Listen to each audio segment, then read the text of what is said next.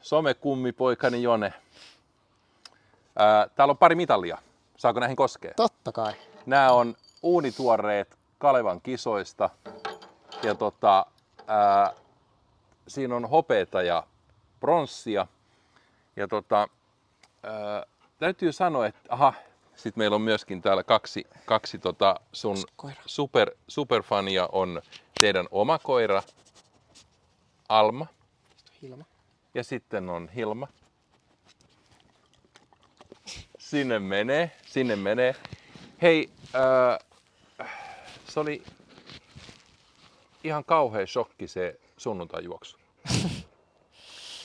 No se Oliko oli se kyllä 1.51, 88?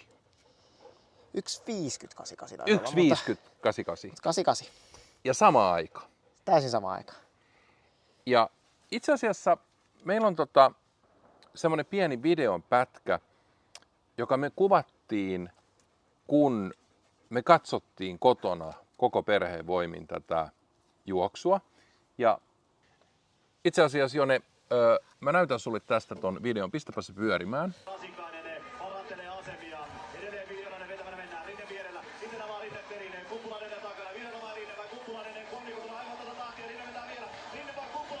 Toinen voittaa tämän. Ei! Mä veikkaan, että Rinne oli.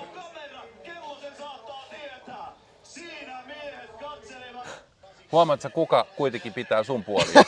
Mä sanoin, Jone voittaa ja rouva Vuorinen, mut kyllä hänkin oli sieltä, tuli aika sydämen pohjasta, mutta mä en ymmärrä, miten naisen silmä pystyy kattoon tuommoisen, monta tuhannesosaa se oli se? 3000. Mut joo, ehkä vain naisen silmä pystyy Ehkä sen. se on vaan niin tarkka. Joo, mutta mikä musta oli aivan ihanaa tuossa siis sä hymyilit, sä olit onnellisen näköinen.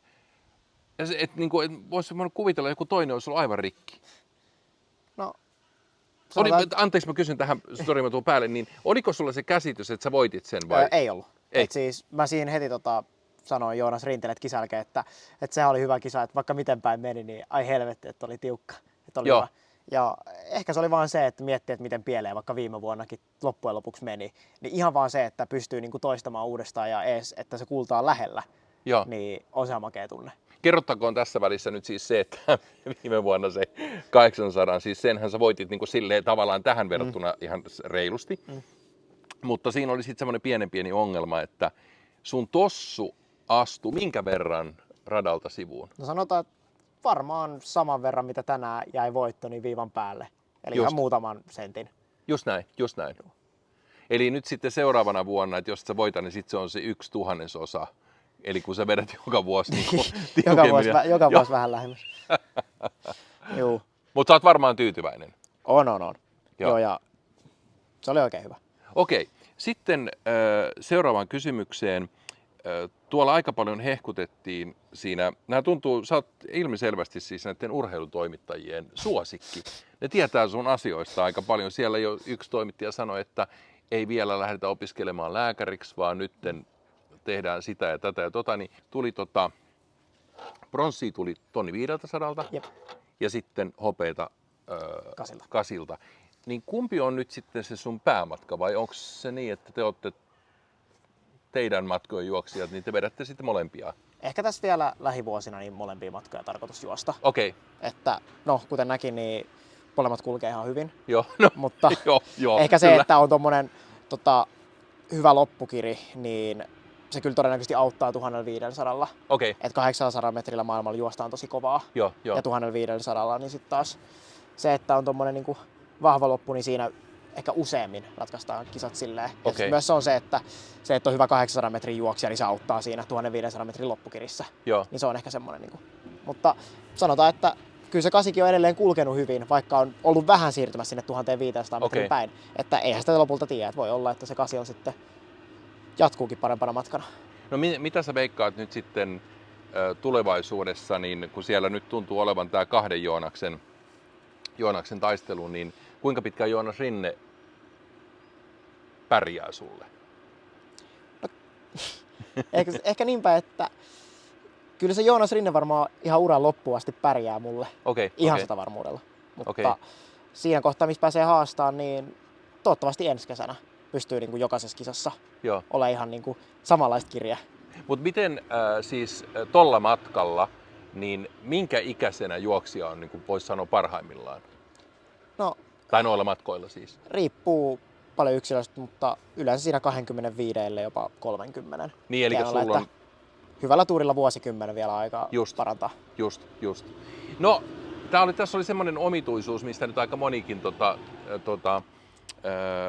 ihmetteli, että sä oot ollut kuitenkin tässä Intissä koko ajan. Ja sitten sä kuitenkin vedät itse semmoisen kuntoon, että sä napsit tuolta noita mitaleita näiltä vanhoilta mitalirohmuilta. Niin miten tää sun valmennustouhu sitten meni? Onko tuo Intti sitten ihan loistava tämmöinen valmennuskeskus? No siis niin, onhan se semmoinen mukava leirikeskus siellä kasarmilla olla, mutta ihan tosissaan niin mulla on se mennyt treenillistä aika hyvin tää vuosi. Joo. Et mä oon välttynyt pahimmilta sairasteluilta sieltä ja mä oon saanut myös urheilukoulussa vapaata harjoittelua varten. Ja niin sä olit leirillä Joo. Ranskassa ja on vai oliko se Espanjan puolella?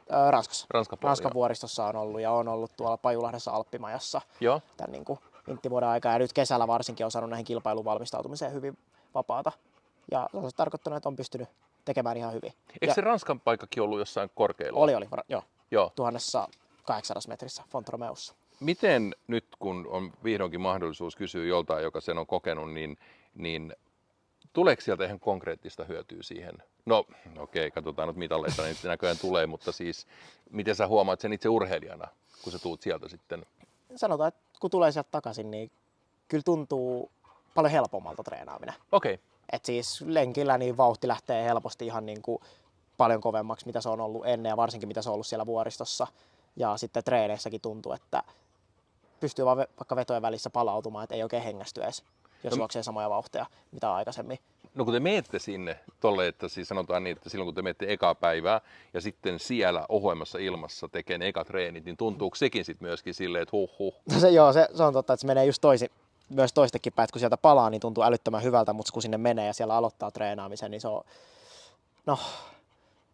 on semmoinen, kyllä pistää niinku odotukset aika maltilliseksi, että millaista se tulee olemaan siellä että kun haukkoo henkeä hitaammassa lenkkivauhissa kuin mitä on niinku juossut sitten varmaan jonkun alakouluiän.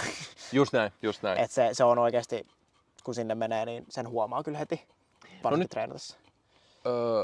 Onko nyt tänä vuonna, tällä hetkellä kun me tästä puhutaan, niin nyt ei tiedetä sitä, että oot sä tuossa Ruotsiottelussa. Eli se selviää tuossa pikapuoliin, mutta siis onko nyt sitten tänä vuonna enää semmoisia niin kuin isoja kisoja? Et milloin on seuraavat semmoiset isot kisat, mihin sä nyt tähtäät? No, eikä mä nyt tiedä, onko se Ruotsiottelu nyt siis sillä tavalla, että totta kai kai se on niin hieno Kyllä mä sanoisin, kokemus. että Ruotsiottelu on niin kuin kyllä iso kisa. Joo. Että siellä on kuitenkin tosi kovia nimiä ja paljon yleisöä paikalla, niin se on ehdottomasti tämän loppukauden niin kuin kohokohta. Joo. Ellei sitten, katsotaan mitä se menee, että voiko olla jopa koko kauden kohokohta. Mutta minkälaisia Ruotsin nämä 800 ja 1500 juoksijat on? 800 en osaa sanoa, mutta 1500 on muun muassa viime vuoden MM-finalisti, eli ihan kovia menijöitä. Joo, okei. Että saat juosta kovaa. Saa juosta kovaa, jos haluaa siellä pärjätä. Mutta sitten muuten, niin tässä on muutamia yksittäisiä kilpailuja. Ehkä yhtenä nostona niin Espoon Motonet GP. Okay. Kuitenkin on sitä Motonet GP-sarja, joka tulee telkkarista ja siellä on kaikki Suomen kovimmat toivottavasti paikalla. Ja se on 800 metriä ja se on nytten elokuun, olisiko 19 tai 18 päivä. Okei, joo. Niin, Intia on nyt se pieni pätkä jäljellä. Ja mitä sitten tapahtuu? Olinko oikein ymmärtänyt, että mahdollisesti vaihdat maisemia? Joo, eli on muuttamassa tyttöystävän kanssa yhteen. Joo. Ja kohde on toi Joensuu, missä tyttöystävä aloittaa opinnot. Okei. Niin siellä sitten. Itärajalla, karhujen kanssa juokset. Kyllä. Ja jos hypätään vähän vielä eteenpäin, niin sitten seuraava semmoinen, onko nyt sitten näitä niin kuin, voitko sä vielä siis osallistua johonkin nuorten EM tai MM vai missä menee se ikä? Eli ensi vuonna on sitten luvassa viimeiset nuorten arvokilpailut. Okei. Ja ne on tuolla Puolassa ja ne on ikäluokassa alle 23-vuotiaat. Joo. Eli mä oon tosiaan silloin 21. EM vai? EM. Joo. Ja siellä on sitten viimeiset junnukilpailut ennen kuin sitten siirtyy arvokilpailussa aikuisten sarjaan, että vielä olisin siitä seuraavana vuonna 2 vuoden päästä sen ikäinen, että voisi osallistua, mutta ne järjestetään kerran 2 vuodessa. Niin, Okei. Onko siinä ikäluokassa MM-kisoja ollenkaan? ei ollenkaan. Aha, okei. Että se on sitten seuraavan kerran, kun haluaa kilpailla MM-tasolla, niin se on sitten suoraan aikuisiin. Joo, no heitetään siis, nyt mun mielestä kannattaa, kun katsoo tätä sun tuloskäyrää, niin on varmaan ihan perusteltua heittää, että jos laittaisi semmoisen 3 tai 4 vuoden tämmöisen niin kuin, unelma, fantasia, niin kuin janan, niin mitä kaikkea siellä on? No ehdottomasti on ne ensi vuoden nuorten arvokilpailut isona osana, että ne siitä se niin kuin lähtee. Ja oikeastaan heti siitä seuraavana vuonna, niin 2028 on noi EM-kilpailut ja olympialaiset. Mä luulen, että mulle ehkä EM-kilpailut voi olla ajankohtaisemmat siinä kohtaa, mutta kuka tietää, että jos lähtee nyt todella rakettimaiseen nousuun, niin minkä takia ei voisi päästä tuonne Los Angelesiin. Ja oikeastaan sen jälkeen niin 29 on MM-kilpailut ja 30 on toivottavasti Suomessa EM-kilpailut. Se ei ole vielä päätetty, mutta se näkee sitten. Mutta kuitenkin silloin ja siitä sitten eteenpäin, niin totta kai tavoitteena on päästä joka ikiseen arvokilpailuun, mitä pidetään sitten joka vuosi. Olkoon sitten MM-olympialaiset tai EM-kilpailut. Mutta se tarkoittaa sitten sitä, että sä tosiaan juokset aika kovia aikoja, koska siellä on EM-tasolla niin 800 ja 1500, niin on ilmeisesti siellä on hirveitä juoksijoita. On kyllä niin kuin, taso ihan älyttömän kova. Että EM-kilpailuihin on todella kova päästä, että miettii, että tällä hetkellä on niin kuin Suomen historian 2 nopeinta 1500 metrin juoksijaa ja toiseksi kumpikaan ei ole tullut valituksi EM-kilpailuihin. Ja sitten sen lisäksi puhutaan vielä MM-kilpailuista, niin siellä taas suora tulosraja on tällä hetkellä yli 4 sekuntia kovempi tuon 2027 järjestettäviin kisoihin, niin 4 sekuntia kovempi, mitä on Suomen ennätys tällä hetkellä. Eli jos sinne meinaa päästä, niin kyllä se tarkoittaa, että pitää juosta monta sekuntia kovempaa kuin yksikään suomalainen ikinä. Kuinka lähellä sä nyt oot? Nyt pitää ajatella, että nyt sä oot kuitenkin 20 ja se niin kuin prime time on vasta tuossa luojan kiitos edessä, niin paljon sulla nyt uupuu siitä, että sä voisit juosta niin kuin miesten Suomen ennätykset?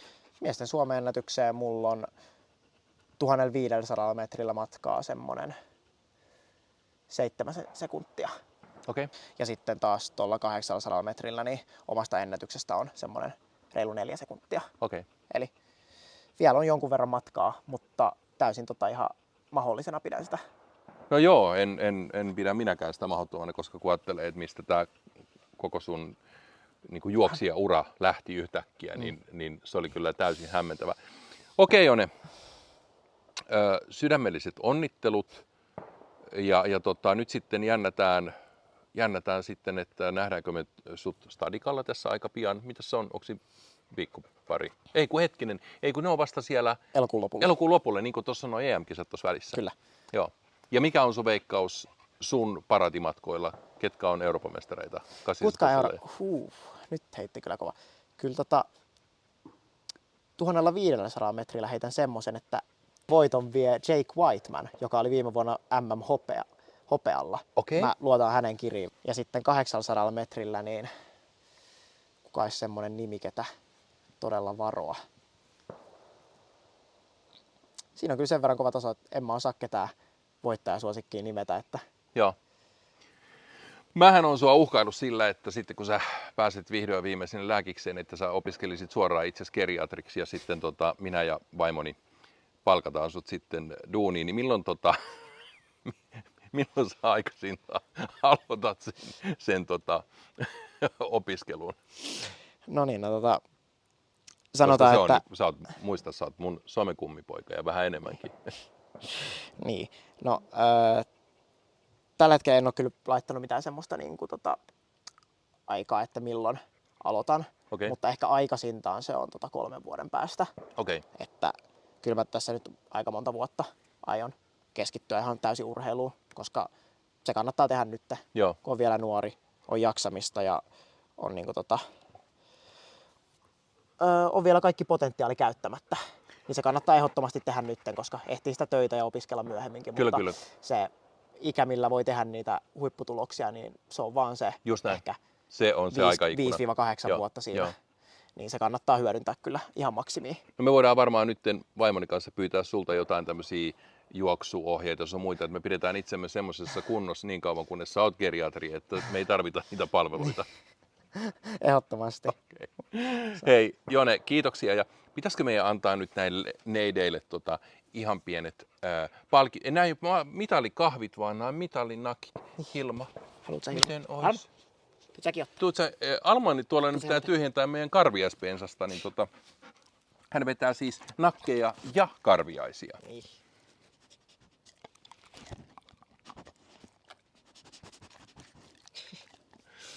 Oh my god. Maistuu. Eikö se ole ihanaa, kun Jone voittaa näitä mitaleita, niin sä saat näitä mitalinakkeja, Hilma? On. Ja Alma myös. Alma myös.